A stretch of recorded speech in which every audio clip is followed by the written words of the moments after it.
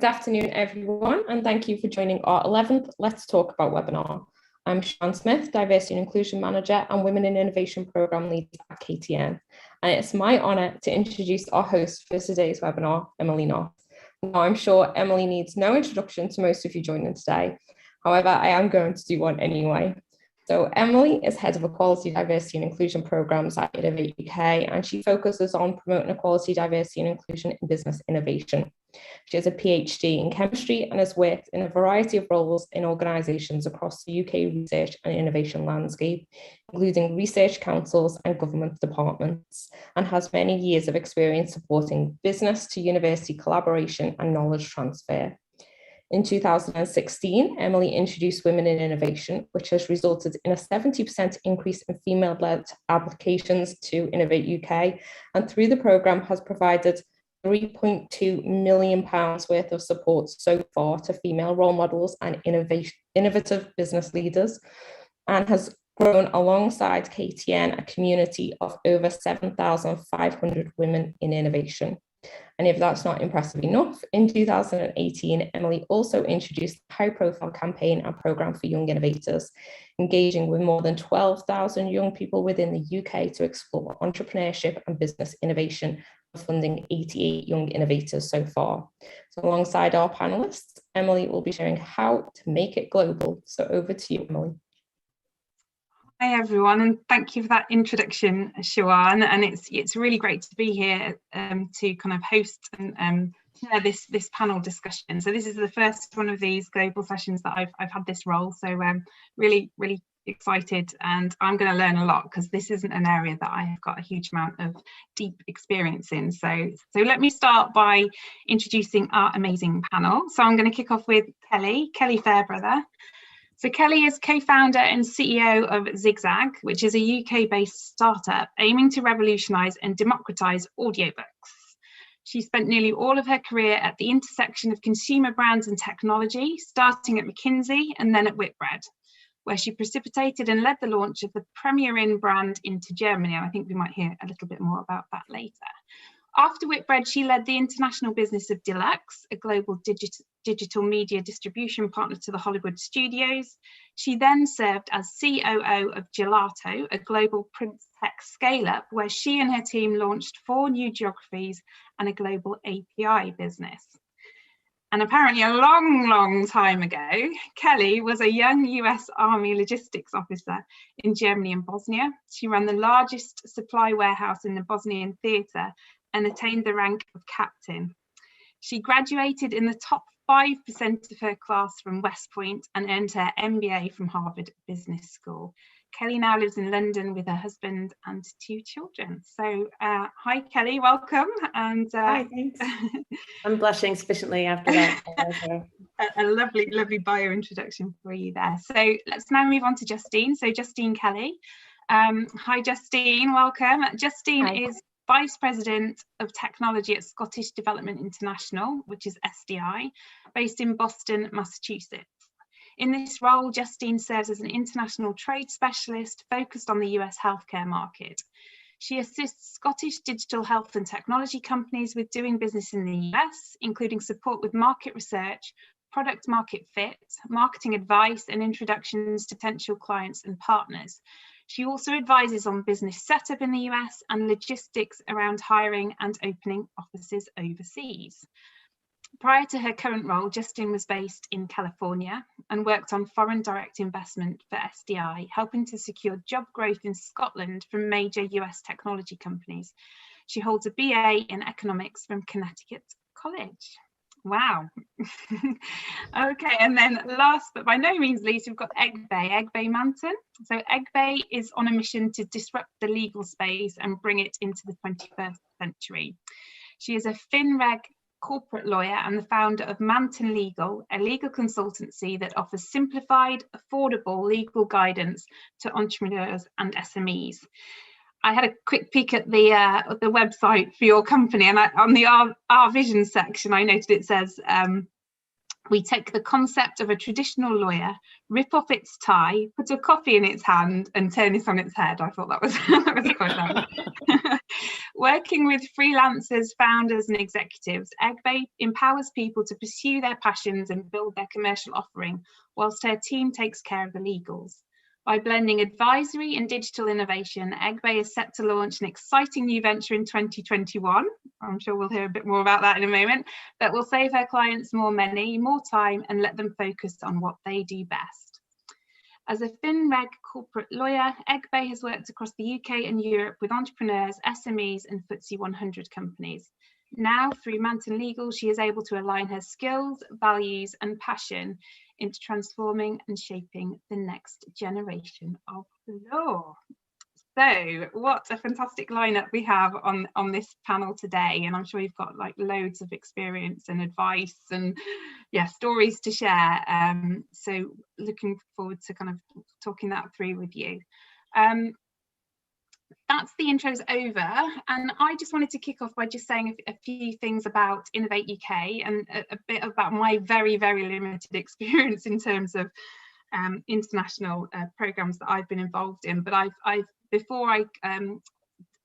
knew I was doing this session today, so I asked colleagues for a bit of help and advice on some things that they would say if they were in my shoes. So I've got some pointers from some friends that I will also cover. So I've been involved in a few activities and programs over the past 5 years that have been about helping the businesses we work with that are part of our targeted equality, diversity and inclusion programs to engage with new markets overseas. So Siobhan mentioned Women in Innovation and Young Innovators that I work with. So we've been working with companies through those programs to help them develop connections in different countries, learn about different cultures, different business practices, what are the funding and investment opportunities for engaging internationally. And so, for example, we had a trip to Boston, actually. So I know that a couple of you have got connections in Boston, and Justine, you're there now. So we took a group of women-led businesses over to Boston in 2018. It was really brilliant. It was a kind of a 4-day trip. And it was all about kind of helping those businesses understand how to do business in Boston, understand what the funding landscape was like, meet with lots and lots of different companies that maybe they could partner with, investors and academics as well. And that group is still kind of like really actively engaging with each other, but also with the contacts that they made in Boston. We also did a trip to Israel, actually, and that was the year after. And again, it was a really kind of strong trip. Did very similar things to the trip to Boston, but we also had then a delegation from Israel back to the UK off the back of that as well, which was really nice. And we've done a number of joint events between UK and Israel. And then the other thing that I'm involved in and supporting is a global Young Innovators programme. So we've got our UK programme, which is all about 18 to 30-year-olds from diverse backgrounds with great ideas and providing them with really targeted, tailored support to help them turn those ideas into successful businesses. Global Young Innovators is a pilot with South Africa, and it's all about connecting young people from the UK with young people from South Africa, getting them to share their ideas and come up with solutions to big societal challenges. That's really exciting. That's something quite new that we're working on at the moment. But that's my limited kind of experience. And beyond that, Innovate UK does provide innovation and growth support to companies through Innovate UK Edge. And that can be a huge help for companies that want to work internationally. So they provide bespoke support for businesses. So they work with looking at the business as a whole, but they help them to develop strategic priorities for international expansion if that is the right thing for that business that they're working with. And that support is available to all high potential small to medium sized innovation driven companies in the UK. So for people on this session that don't know about that, please go and have a look if you think that would be of value to you. The specialists that are part of Innovate UK Edge are also part of a wider global network called the Enterprise Europe Network. And that is the largest support network for small and medium-sized companies looking to work internationally, working across more than 65 different countries. So really kind of valuable connections and networks to tap into. And so the sorts of things that support can offer is there are live global partnering opportunities that you can tap into. So there's a platform that you can search to look for SME and academic partners that you can work with to manufacture, distribute, co-develop and supply your products, ideas and services. There are things called global business innovation programs that are similar to what I was talking about with the Women in Innovation trips to Boston and Israel. And they provide an opportunity for UK businesses to explore innovation opportunities in their sectors outside of their home markets. And normally with global business innovation programs, there's a trip. But obviously at the moment, we haven't been doing any kind of trips. We haven't been taking people to different locations. So we've been delivering that support virtually. And actually there are 2 current global business innovation programs that are open for applications that are being run virtually. So there's one to Taiwan and there's one to Singapore, if people are interested in looking at that. And there's also something called a global incubator program, which is an acceleration program for groups of 6 to 8 innovative SMEs, where they spend time in world leading incubators abroad. So that's also something that people might be interested in, and particularly for the community. So this is part of our Women in Innovation programme and community engagement. There's an Enterprise Europe Women Entrepreneurship Sector Group that hopefully people will be interested in. So again, I'd urge people to hunt that out and join up with that sector group if that would be of interest. So I rambled on there, but I thought hopefully that will be useful for people taking part in on the panel as well, but also people that in the audience for this. So that was all I wanted to say as an introduction. And we've got some topics that we're going to talk through. And also I would urge anyone in the audience, if you've got any questions for the panel that you want to pose, just pop them into the chat and we'll pick them up and we'll feed them in at an appropriate point. So I'll keep an eye out for any questions that come in from you. But so we have some topics that we want to cover already. So we're going to start with thinking about when should a business start to look for opportunities outside the UK? When's the time right, and what do those companies need to start thinking about or have it in place in order for that to be kind of a good thing for them to be thinking about? So Justine, I was going to start off with you on this one. So you're obviously helping Scottish companies all the time to kind of work in the US. How do you know when you're working with them that the time is right, and how do you advise companies around this? Yeah, so I think it's probably is different for each overseas market, but for the US, I do think companies should have in their mind from the beginning where they might want to locate. So if a company thinks the US is on their strategy for in the future, having that in mind right from the get-go, and kind of starting to build that strategy for when they might want to enter the US, when they might want to start targeting US clients. It's good to have that from the beginning, just because it is such a large and complex market. As far as when it makes sense, I think that having established clients domestically is a big plus. Companies in the US are not going to be familiar with a lot of UK companies, and they're going to want to have some kind of proof that the product is worthwhile. So having established clients in the UK first, I think, is a big plus. And that's kind of to be able to show that as an example, I think is important. However, I do think that having that strategy from the beginning is important. There's just a lot that you kind of need to figure out. Competitor analysis, where is the product going to fit? Where in the US are you going to locate? That's another thing for any kind of large market like that. The US is kind of a combination of a bunch of little countries together. So, the Northeast is much different from the West Coast, for instance. So kind of trying to plot out that strategy as early as possible, I think would be beneficial. But having those already established clients that you can point to as case studies is also key, I think, before you decide to enter the market. And from your experience, companies that you work with generally, are they are they well set up? Have they done that forward thinking? Do they have that kind of built into their strategy from a very early stage? Or are you sometimes picking up companies that haven't done that? Yeah, I mean, we work with a variety of companies. Some are very early stage. I would say the majority do already have established clients in the UK, and especially in the healthcare space that I do a lot of work in. A lot of companies that come to us will already have the NHS as a client. That's really key. But I would say a lot of companies haven't necessarily thought about the US from the beginning. So they won't know who their competitors are. They don't fully understand how the industry in the US works. And this varies by industry, of course, but for healthcare, for instance, it's just a completely different industry in the US. So really understanding who the customer is, how would you get your product to market? Those things are things that you can't just ask for introductions to or try to seek introductions to potential clients without understanding that first. So we try to make sure that companies are well understand those aspects before trying to speak to potential clients here.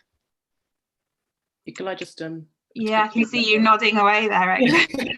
Justine is so right when it comes to that whole planning phase. I think sometimes with some companies, they tend to sometimes forget this, and the time that you spend planning and going into that detail will save you so much angst and difficulties in future, because some of what we've noticed with some of our clients who have gone global is, the product has done really well in the UK and they're expanding out to the EU or expanding out to the US. But what they don't realize is they've been so focused in on the business proposition, haven't done the competitor analysis, haven't done the legal work that sits around it. And then they find that they've launched their product, but haven't thought about all these type of things and have therefore come unstuck. So fully agree with Justine, planning is so essential. I can add a little bit as well, just from a kind of commercial perspective, also just really understanding the needs of customers.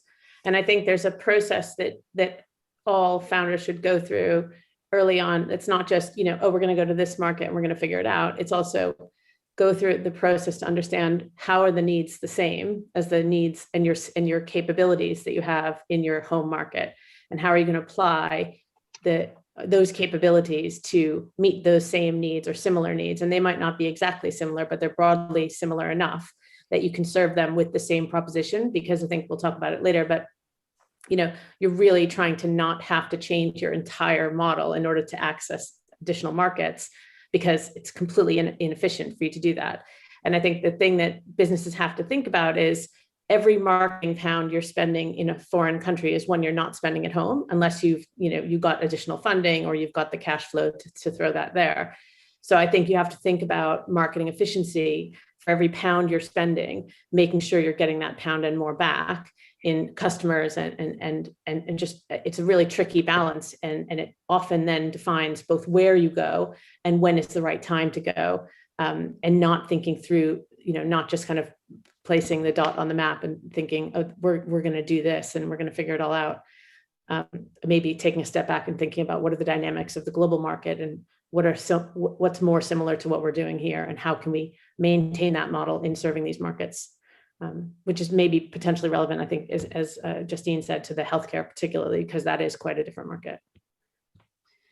So when we do our kind of global business innovation programs, we will be working with a different overseas location, and we'll have done some sort of mapping to understand, okay, what are the strengths and what does the market look like in that area compared to the UK, and we try and have a match. So for example, we're working at the moment on something with the Netherlands, which will be about agriculture and agri-tech, because obviously in the Netherlands, that's a really, really strong area, and the kind of in terms of the academic base, in terms of companies, in terms of innovation, there's kind of like a good match between the UK and the Netherlands, and we can kind of learn from each other, and there's kind of like a win-win for us kind of partnering together and doing something around that. So I guess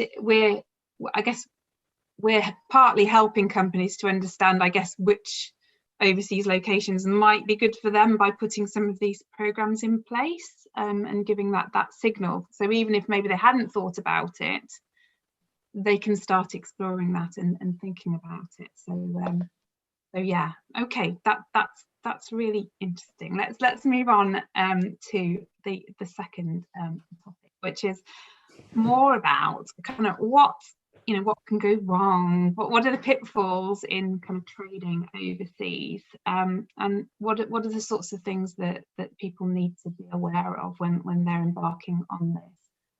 And Egbe, I was going to start with you on this, because obviously as a lawyer you must see lots and lots and lots of things that can go wrong, and then you're providing advice on this.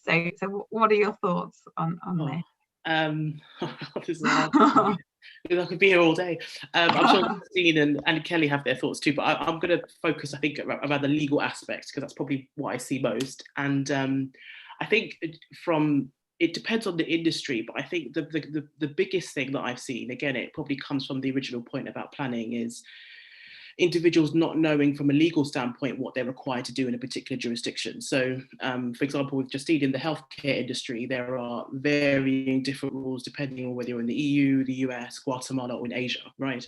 And although companies are aware that they have to adhere to certain regulations and certain laws, there isn't always the time and the motivation of the effort put into that kind of back learning, because your proposition could be effectively dead in the water if it's not allowed from a legal standpoint. So the main pitfalls that I've seen recently actually has been, clients who have, put a lot of money and investment behind a certain tech product, have then distributed it out across Europe, and they have realised post-launch that they're actually not adhering to certain laws in the EU, which has meant that the product has had to be killed. So you can imagine the amount of money that they lost on that, and the reputational damage that was done to that particular product. So I can't tell you how important it is to do that back work. And I think beyond legal, there's a whole value chain of things that you can get wrong. Everything from, the customer needs and assuming they're going to be exactly the same, to the channels that you're going to be able to access the market to. And I think Justine spoke to that earlier, to the suppliers that you can rely on, and whether, and can you find them, and will you be able to get similar terms to the things, to the terms you've agreed in your home market. And then I think, the legal environment is another, and just, not knowing what to adapt in your own propositions, or being completely inflexible about adapting things, or being totally too flexible about it. I think there is this whole spectrum of, you have to know what's great about your product and what the customer is going to love, and what the customer will demand to be changed in order for them to love it. And then, you have to be kind of realistic about whether or not you are willing to make that change, or you're not. And I think there's just a lot of, there's just so much detail in how you do that. And I think a key way to manage those pitfalls, and I think Egbe was saying, is it's like, you also have to speak to people who know these markets better than you do, and have as many conversations as you possibly can, in order to really suss out what is, what's flexible and what's inflexible, and what are the degrees of freedom you're going to have to operate, and how similar is the market to what you think it is. And I think, local advisors are really, really powerful in that perspective. And it, just even leveraging your own network to try to contact as many people as possible in a particular market, and just get their views. And, some might be legit, some might be not. You have to sift through it. But I think, just speaking to as many people as possible, doing some market research, those are things that I think would help reduce the risk of kind of falling into those situations. I agree completely. One thing to add on that as well, along the same lines, is that one thing I see a lot from Scottish companies, and it probably applies to the wider UK as well, is that they might be the only company in their area doing what they're doing. They might be the only company in Scotland doing that thing. And oftentimes companies will go into a conversation with a potential US client with that mindset, as opposed to the mindset of, there are probably 50 companies in the US doing this thing. So, the mindset has to be, how do we stand out? What problem are we solving here? Given, where we operate here in the US. So I think it's a shift in mindset that has to happen early on in order to really get across to the potential client, because otherwise the conversation dies, from the first meeting. And that's why competitor analysis, I think, is really important, because it's different in overseas markets. There's going to be other companies doing the same thing or doing the same thing and more. And you've got to be able to explain, why you're different and why your product is the best solution.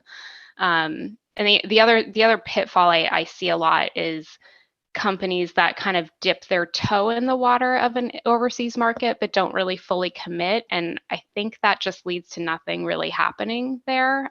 So maybe the CEO will fly over for a bunch of meetings for a 2-week period and then fly back and try to follow up on that work from the UK. You really got to fully commit, I think, when it's a market like that, when it's an overseas market like the US and other countries, because there are other companies there in market doing what you're doing that are close by. So you have to, I think, give that commitment in order to really make progress, because just doing these, couple business trips a year and that's it, not having anyone on the ground, I think that just not going to make the same kind of progress. Can I add one caveat to that, which is just making sure that you have real legitimate milestones against which to evaluate your progress, so that you don't go big without knowing that you are onto something. Because I think people, I've seen this a couple of times, is you do commit and maybe you overcommit a bit. So I think there's this, it is a fine line, but I think the way to do that is to set it up as a test. We are going to test and we're going to see if we're going to prove these particular metrics, which we believe we should be able to achieve in this time period. And we're going to give ourselves this kind of flexibility in order to achieve these milestones. And if we don't achieve them, then we have a decision point, which is, have we committed enough? Have we not committed enough? Do we understand enough? Do we need to understand more? And then it de-risks it, because you've put yourself up to having some objective conversations, that you kind of force yourself to look at the data and force yourself to make a call, so that you don't, I just think that, there is the other risk of just overcommitting and going too hard without any understanding of the payoff that you should expect to see. Yeah, so fully commit for a period of time and evaluate whether or not it's going to work, and if it isn't, then pull back and don't keep throwing all your eggs at it if it's just not working. Yeah, okay, all right, great, really good. And what about peer support? So we've talked a bit about kind of getting expert advice and advice from advisors on the ground in country, but what about is there a lot, do you think, of peer support that happens? So we see a lot of that, particularly with some of the programs that I run. So maybe if it's around getting investment, there's a lot of sharing stories, suggesting, or go and talk to this person, and that peer support really helping. Do you see that also being really important here, and have you got examples where you've seen that happen? I mean, I guess I just think as many people, you talk to as many people who have some lessons to share with you as possible. And I think if that comes in the form of peer support or paid advisors, just take it from wherever you can get it, because and peer support is free and often very helpful, and then you've also got something to contribute, and you've built relationships that might serve you well in the long term. So I think, again, no regrets. Yeah, I think also for UK companies, there are a lot of UK expats around the world, or people who have moved to different countries from the UK, and they are often friendly voices, I guess, that you should really draw on. So in Scotland, we have the Global Scot program. We have a number of Scots around the world who are willing to help Scottish businesses. And the advantage of that is that you have someone who understands how things work in the UK, but they also have maybe been in the US for 20 years, for instance. So drawing on those kind of people, I think, is really important, because they can, they have that understanding of where you're coming from, but also can help advise, this is how I think you should approach this market. It's a brilliant point. And, they're translators, basically. They take this language and translating it to the other language, and super powerful. I completely agree. Yeah. Brilliant. Okay, let's move on then. So the next topic is kind of around how can small businesses most efficiently trade abroad. So I think we've touched on some of this already. And I was going to ask Kelly for you to kind of kick off with a few words on this. So, because Zigzag is a new business, but you've obviously, from reading through your bio, you've got lots of experience working with more established global companies. So, from the perspective of a small business and that, you know, that efficiency piece, you know, you haven't got loads of resources at your disposal. How do you do this in a way that's practical and sensible and efficient? Yeah, I mean, we have touched on a lot of it. So, you know, doing your homework early on is a huge part of kind of knowing how much you're going to have to change, and obviously trying to change as little as possible while still being distinctive in that market. I think that's a critical dimension. So, and that requires you to really understand your own model. And sometimes, you know, you'd be surprised sometimes that people, you know, haven't written down kind of how they think about different parts of their business. And so sometimes writing it down and thinking about, well, how does this apply and how would that apply? And so I think a real, you know, all of that homework that you've done should allow that decision-making to be easier when it comes to when you have a decision point. And when you are entering, or maybe you've made the decision to enter that market because you're much better informed. I think today, you know, we're a technology business, so technology is really scalable. So making sure that your platforms are scalable, that your technology is scalable. And I think if you think about, you know, the movement towards, you know, cloud-based computing, you can be based in one place and serve the entire globe from that one place, depending upon, you know, your ability to market in particular locations. And then marketing is also quite global now. So, you know, working with Google and Facebook, and, you know, this is the place where customers are finding out about new brands. And so, you know, in some ways today, as small companies, we have this benefit of being incredibly, you know, globally ready, you know, ready to take on the world. And so I do think, again, you just have to think about you know, what are you going to change? What needs to be customized? Obviously, language is one. How much is that going to cost you? And just thinking really, really thoughtfully about, you know, I talked about it before, but that every dollar of marketing spend that you're spending elsewhere outside of your home market is not going to your home market now. And so, you know, you just have to think about that trade-off and making sure that you are really holding yourself accountable for delivering on the impact of that £1 that you would normally be spending in the UK.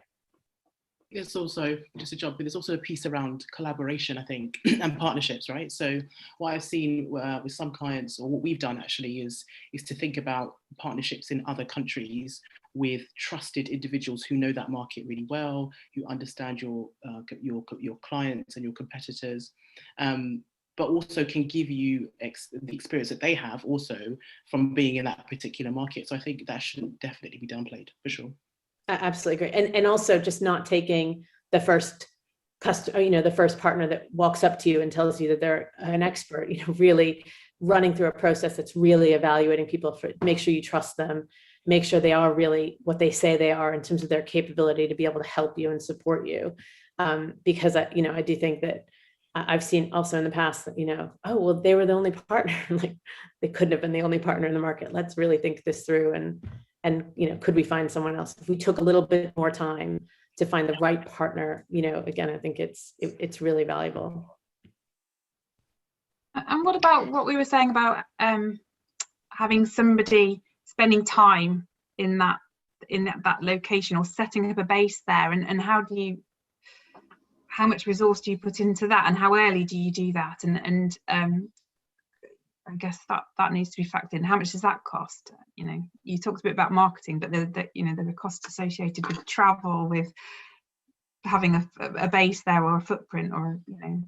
Absolutely. And I again, this goes back to your cost benefit that you know, ideally have been doing from the start, is thinking about how much money are we going to put on this project to test this market? So here's our budget. And then with this budget, here are the metrics we expect to be able to deliver on this kind of timeline. And I think you can develop that by talking to other people who have actually entered these markets and kind of know, you know, everything takes longer and is more expensive than you expect it to be. And what tolerances are you going to give to yourself to be able to achieve that? And I think that is just super important in terms of, and I would say I think start small. I mean, I think some of the mistakes that we've made in the past were around, we hired too big a team too quickly. So you can have people on the ground and they don't need to be, COOs. You could get an operations manager on the ground, and actually that's really what you needed at the time. And so I would just think hard about every person you put in there has to be a person that's kind of driving 2x impact for their salary, and just really able to kind of get to know the market. And then we also hired locals. I think hiring locals is a really important way, whether it's like lawyers, and I think Egbo would say this, but or it's a local operations manager, somebody who's going to be the point of contact, because sometimes you do need just to have a bit of credibility. And so, yeah, I just think that goes into the budget, and then you need to make sure you hold yourself accountable for delivering on the impact that you said you were going to. Right. Well, this is super. I'm finding it super interesting and helpful. I'm sure everyone listening in is too. So let's move on then now to what in-country support can businesses access? And I would be interested to hear views from all of you on this, in terms of maybe the support that you know about, or that you have actually kind of benefited from. But I guess, Justine, maybe this is a good one for you to start off with, because that's kind of your bread and butter, I guess, isn't it? Yeah, I mean, for UK companies, I'm sure most people are aware of Department for International Trade, DIT. DIT has a presence in many countries. And then, for some of the devolved administrations, obviously Scotland, SDI has a presence in a lot of countries as well. So that's kind of additional support, Invest Northern Ireland, and so on. So that's kind of the first port of call, because DIT and SDI and others can be sort of the first stop to direct you to other resources that there are. In the US, SDI has offices in Boston, Chicago, Houston, and San Jose, but we cover the whole country. There's also local economic development. So say you want to set up in South Carolina, or you're looking at South Carolina, even if you're not sure where you might want to ultimately end up, there's state economic development groups that can also help and at least provide information. I think that's where they're often most helpful. You might not get the same kind of tax incentives in every state if you're looking to hire people. But even if you're not looking to hire people, these economic development agencies can help with information about industry, information about average salaries, property costs, all that stuff. So that can be a useful resource as well. And then I would also just say plugging into some of the local accelerators and trade associations that put on events, I think can be helpful just to get ingrained in the community. And again, that's something that an organization like DIT or SDI could help with. And just to touch on what the sort of help that DIT and SDI provide, it's anything from market research. So if you're, trying to evaluate a country to see if that's a place you want to do business, they can help with that. Advice around a specific industry, advice around maybe who your end customer might be. And then the biggest part of what we do is helping with actual introductions to potential partners, potential clients. So it's definitely a resource to take advantage of. At least with SDI, it's completely free. So, it's a no-lose situation to engage. So yeah, there's a lot of resources for sure to just help with, even from the earliest stages and then on to later stages of contacting clients. And just a quick follow-up on that. I mean, how many companies is SDI working with, on average over, I don't know, a year or something? I mean, what's the sort of scale of activity? Gosh, it's quite a lot. I mean, we have a list of around 1,000 or so companies that we're actively engaging with. Okay. And then beyond, but it's higher than that. I'd say that's globally, but I'd say even beyond that, we work even with companies that, some that we're not engaged with in Scotland that come to us directly in market. We'll work with them that come out through various chamber missions and so on. So yeah, it's a pretty high number. It's brilliant. Yeah. I was taking notes the whole time you were talking. Yeah. And what support have you engaged with them, Egbe and Kelly, in terms of, I think the trade bodies are really powerful. So Yeah. a trade body will help you understand, who all the key players are in a particular industry. And they'll probably understand it at a kind of subgroup level that would help you maybe even think about suppliers. And so I think that was a really valuable way in for us. And then it allowed us to find sort of local advisors who could help us. And then also big suppliers can also, so if you have a big supplier that's also supplying into other markets, that's another resource for you to talk to them about and say, hey, we're considering this. Could you introduce us to some other people that are kind of playing in our space? We'd love to speak. Or, what would you recommend? Or could we just get some time with somebody in that market to talk to us? And just, again, using just everyone. I mean, I can't say this enough, just have as many conversations as you possibly can. And even just going through LinkedIn and, searching for everyone in your network that has ever had, a particular country in their profile, and just say, hey, I noticed this was in your profile. Could I get a half an hour with you to just talk through something I'm thinking about? And you'd be amazed at how generous people are with their time and their attention in terms of, trying to help you be successful in your business. But I can see questions come through from the audience. Egbe, before I move on to that, was there anything you wanted to add on this one? Just a quick one, just the power of network, really. I mean, what the ladies have said before, Justine and Kelly. And what I love about networks is I'm not always the best at knowing the official routes that I should be taking, for example. But these individuals can help you to kind of identify that. They've been there, they've done it, and they can kind of help you through that process too, so you know what's good for you. Yeah. I thought you'd say lawyers, Egbe. Like. Well, yeah, and lawyers. Yeah. Of course. Essential. Right, hang on. Let's look at questions we've got. So, which countries have you found to be most like the UK when looking for business growth opportunities? I can talk to this first, which was, and this is a very specific experience, but we were trying to take the Premier brand as Whitbread to internationally, right? So we were seeing, maybe a peak in growth in a few years' time, and the hotel business is quite a long lead time.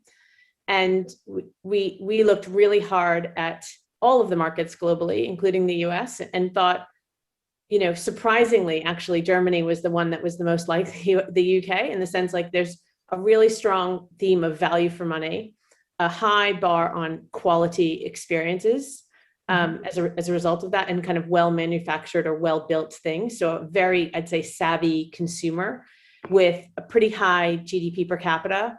So quite wealthy. And then what we noticed was that the business and leisure travel, like domestically, was very similar to the UK. In fact, in some ways more attractive. But there were some key differences as well, which is, there wasn't people weren't booking online. And actually a big part of the Premier brand was booking online. So then we were thinking about, will we have to go aggregators, or do we kind of try to fix that? And it just led to a lot of decisions about, our model and how we were going to take that internationally, and what needed to change. And in the end, we ended up sort of sticking with our direct model. And I think it was probably the right decision. I think we used a few different aggregators for some support, but only when we were really, trying to fill final rooms. But I think it actually was probably the right call at the time. Others on that question? So yeah. I would just. Oh, sorry. Yeah, I was just saying, countries most like UK. I know we're talking over each other. Yeah, no, I was just going to say, I think it really depends on the industry, because in some cases, I think a lot of people are, as Kelly kind of mentioned, some people are inclined to say that the US is quite close to the UK.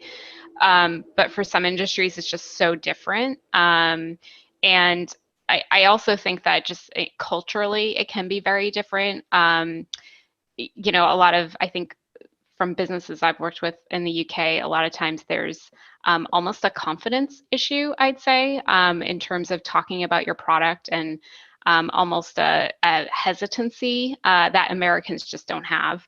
They talk about their product very differently. And sometimes they're probably almost overconfident. So that can be quite a jarring thing as well. So, I think it just depends. I work a lot in healthcare, and the healthcare industry in the US is vastly different from the UK. So I think, so my response to that is really just, it depends on what industry you're trying to get into. And you'd probably just have to do some kind of analysis on, what would be the easiest route, because again, healthcare, it's so different that it takes a lot of research and work on the regulatory side to figure out how you're going to enter that market in the US, despite the fact that the US seems like a similar country because English speaking and so on. I think that's a great response. If I could just add one thing, which that reminded me of, is actually understanding what does drive your success in your home market. Like, what are the dimensions that are driving your success, in order to then find countries that look like that. I think that is the way we went about it, which was, it needed to have a strong business and a strong leisure market. And it needed to have a kind of property market that we could trust, right? Those were the kind of key factors, going back to thinking about and evaluating that, and willingness to spend on travel and domestic tourism. Those were things that, those were the key metrics. And so again, and I do think it is completely different for a bunch of different industries, but you do have to think hard about what is it that we are good at that has driven our unique success in this particular market. And it's not always easy, but I think you do have to think that through. And can I just say one other thing, which is, like, as an American who has lived in Germany and lived in the UK, I actually think the European markets are much more like the UK than the American market is.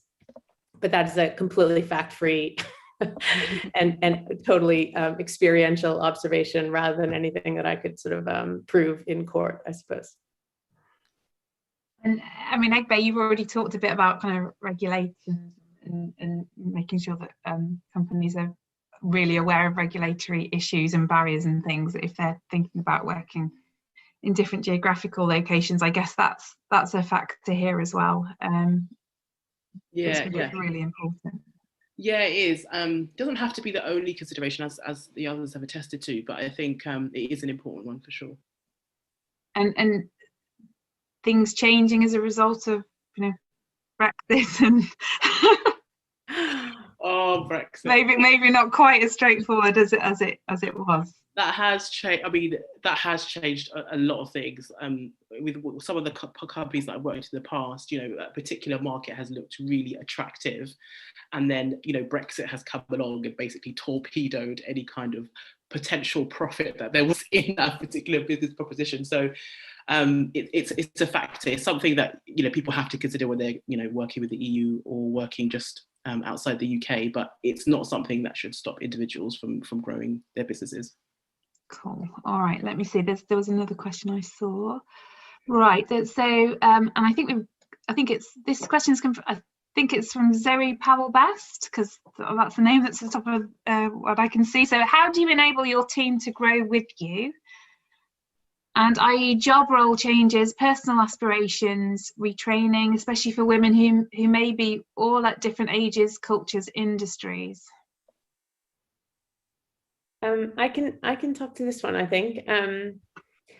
So what was really interesting is when we had a new idea, how many people want to be a part of it. And actually, it was tricky to be able to keep a team focused when you had a lot of sideline opinions coming through. And so, I think selecting the team and being really clear about the capabilities and what each person is going to bring to this project, that the launch project, or however you want to call it, I think, and do really appreciate, I think, the experience of different people and on their journey, and how much support they need in terms of doing something that is actually quite different than what they were doing before. And I think some companies are really great at identifying the right people to put into that team, so that you've created a great opportunity. I think giving it to somebody who is quite a good leader and quite a good manager is really important, so that you can cater to this whole range, this whole spectrum of expertise and experience, to get the most out of these, the veterans who know the business so well, but actually we're asking them to change it, to the people who are just starting out and don't have a ton of credibility in the organization, but are really good at what they do, and just need a bit more exposure and a bit more experience. And so I think the capability of that team, so the team leader or the launch leader is just a critically important role to find in order to be able to manage that piece of it. Because I think you're just trying to get you're really trying to get the most out of the organization without distracting it, and set the international business up for as much success as possible. And it's just super tricky to do without great leadership, I think. I'm also going to pitch in from a personal perspective, actually, because most of the people in my team are females, and they're all of different ages. And for me, it's an ongoing process. So what I tend to do is also thinking about, to take a step back and look at our whys. Why did they join the team in the first place? What was it about our mission or our values in any particular country that they wanted to join on and to progress with us? And keeping that in mind when you're growing, yes, financials are very important, but if you don't have the right team to grow and to scale, you're effectively just shooting yourself in the arms. So it's an ongoing process, yes, but just being aware of that each of those, it sounds really simple, but each of those individuals are there for a reason, and what's their reason, and keeping that in mind when you are scaling. And I also think finding the unsung heroes in the organization is just, and they tend to be women. If I was making, again, a rash generalization, that how do you find them? How do you elevate, your role in trying to elevate them and allow people to show them off for what they are, if they're not so comfortable showing themselves off. And I think it's super powerful to support women in that way. Super. All right. Okay. So I think we are getting near to the end. We've got I'd be interested to talk to you about examples of success, or I know some of you got maybe some interesting lessons learned as well from where maybe you haven't had success and it hasn't gone so well, or maybe not you personally, but from what you've seen. So really interesting to kind of wrap this up, to talk about successes and the lessons learned piece in terms of engaging globally. So who wants to kick off on this one? Well, I can. Oh, sorry. Go ahead, Justine. I was just going to say I can kick off from a Scottish company I've worked with in the past called Current Health, which is a digital health company. When I first engaged with their CEO, they were early stage startup, did not have a physical product yet. But I met the CEO in Boston. He came over on another organization's sort of trade mission to just learn about the US. And that's kind of goes back to my point from earlier about just understanding the market from the beginning. If you know that it's a market you're going to want to pursue in future, that is exactly what he did right from the get-go, even before he had a product. Not trying to engage with customers at that point, obviously, but just to learn. And then from there, just engaging with the right, he engaged with the right advisors, both in Scotland and overseas, as he developed his product. It's a remote patient monitoring device, for those who don't know. And from there, just really having that kind of born global mindset. He wasn't trying to just attain success from the NHS to start. He was kind of doing this dual strategy of UK and US customer growth. So, and in the end, where he stands right now is that the company has secured quite a bit of funding in the US. They have multiple big customers in the US. And I really think it's because he did that early research, in his journey, and just kind of engaged with the right people along the way. So. I'd quite like to just make a little plug actually about one of our Women in Innovation Award winners called Debbie Wake, and her company's My Way Digital Health. And her company has grown to 30 employees. They're running 6 large regional platforms in NHS England, and they've got a national type 1 diabetes platform. They've set up an office in Dubai and have a full-time employee there. They're starting to run some pilots in India, the Middle East, and have some opportunities emerging in Malaysia too. And the recent AUKUS score was 92%, which is something that regulates NHS apps, which makes it the highest scoring diabetes and weight management app through this AUKUS score. And they're also part of the Department of International Trade's top 100 healthcare companies for export. So she's one of our award winners. She's obviously benefited from all the kind of financial and non-financial support through that business support that I mentioned through the Innovation and Growth Specialist with Innovate UK Edge as part of that, but like a really super fantastic story of like going global and working with, we haven't really talked about some of those countries that I've just run through today, but yeah, hugely successful, and I'm sure we'd be very happy to talk about her experiences with others. Kelly, I know you were gonna come in on that, weren't you? Yeah, I mean, I have scars from lessons learned and things that we could have done differently. But I think generally, the amount of effort you put in is kind of what ends up paying off in the end. And I think, we launched the first Premier and I know it's a kind of big company example, but we ran it like a small company in the sense it was really very much a startup within a big company. And what's interesting, I think we took the best of the brand and then customized the rest, and like little things like you must have a toilet brush in that toilet, are like things that we had kind of optimized out of the UK model. And so it's just like a lot of little details really matter, and knowing what those are going to be along the way. And again, it was mostly through feedback from our local team members that we started with. I think sometimes we probably hired a bit too early, too big people too early. But in the end, I think we ended up building the #1 budget hotel in the Frankfurt market within 6 months. And then it was the budget hotel of the year after for all of Europe. So, I do think, again, we put 2 years into kind of proving that this was the right answer for the business and really understanding in detail what we were going to take to the market. And then, 18 months building a hotel and a website and trying to get the concept right. And I think, and then once you're in, you have to adapt even more, right? You have to keep learning and keep adapting and keep making it better. And it's not just like done once you're in the door, and making sure you're managing to those metrics that you said you were going to hit. Yeah, so it did work. It worked well. It was worth it. Egve, just before we leave, have you got anything just to chip in on this one in terms of successes, lessons learned?